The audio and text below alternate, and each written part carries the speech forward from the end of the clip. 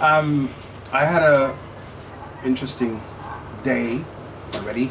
I've had an interesting day. This is the 18th day of June 2013. I visited my doctor earlier, which was a kind of regular visit to see how I'm doing health-wise. And fortunately for me, as you know, the doctor is bilingual, so that is also some of the one of the themes of doing these things, the bilingual or trilingual nature of things here living in Japan. The story is the Stanford graduate. It's factual. Timothy's interest shifted as soon as he made the decision where to sit in the periodical section of the New York Public Library. The blonde young lady seated opposite was deeply engrossed in what she was perusing. She had several copies of Allure magazine arranged in a neat order in front of her on the large table desk that herself and Timothy was sharing. Timothy Faze waited for the ideal moment to arrive to engage her interest. It didn't, and he acted. "You work for Allure magazine?" Timothy was surprised by her quick response. "I'm going after one of the job vacancies on the paper. Sales." For a brief moment, Timothy looked her straight in the eyes and, noting no visible shyness or apprehension, continued, "Have you been to Europe?" For the first time, there was some hesitation before replying. "Yes. Maidenhead, Hertfordshire, England." Timothy smiled and asked, "Are you a New Yorker?" Assertively, she informed him, "I was born in San Francisco." She seemed eager to answer more questions. Timothy chose instead to reveal more of himself to her. "The UK nurtured my intellectual growth.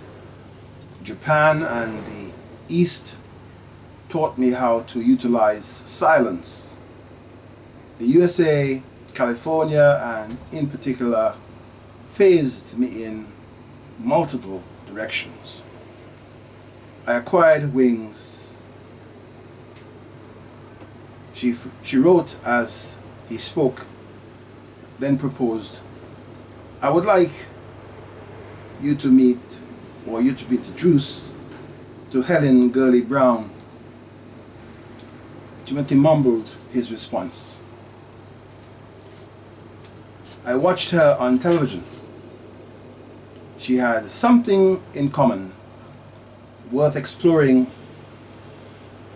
at another time, maybe." And before I close this number 2, I will read another short factual story.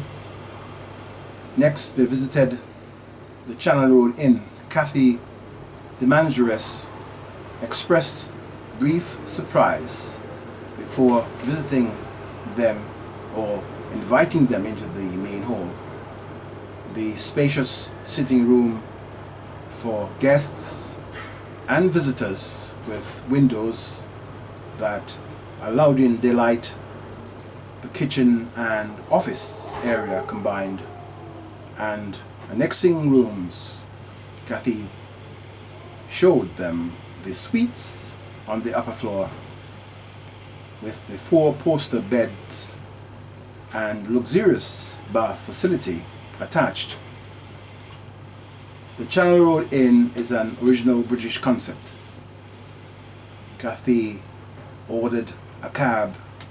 It arrived, and soon after they were saying sayonara to her and requesting she convey their warm regards to absent Susan, the owner.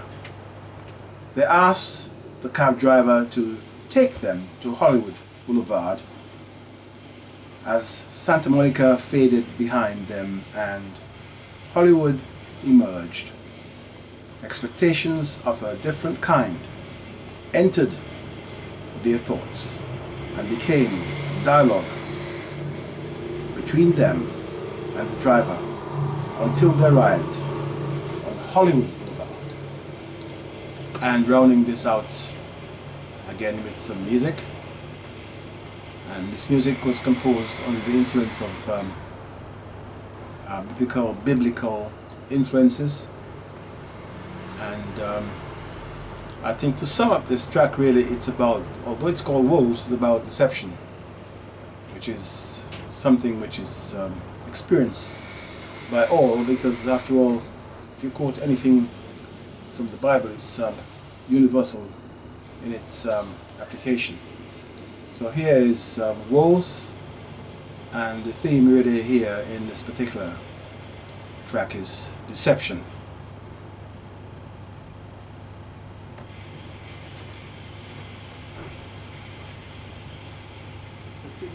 This series of Bible-focused recordings here at Node in Chiyoda, Tokyo, supervised by skillful hands of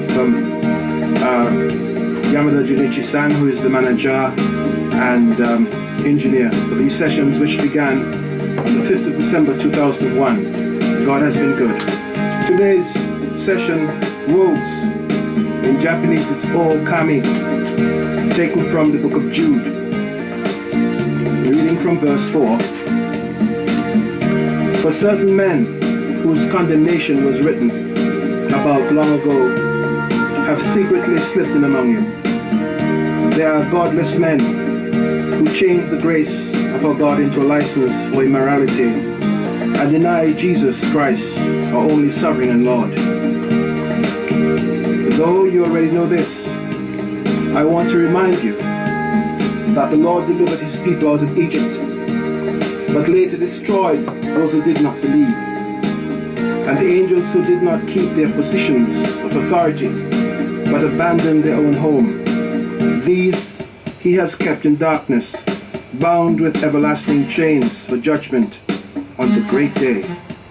In a similar way, Sodom and Gomorrah and the surrounding towns gave themselves up to sexual immorality and perversion. They serve as an example of those who suffer the punishment of eternal fire. In the very same way, these dreamers pollute their own bodies, reject authority, and slander celestial beings. But even the archangel Michael, when he was disputing with the devil about the body of Moses, did not dare to bring a slanderous accusation against him, but said, "The Lord rebuke you." Yet these men speak abusively against whatever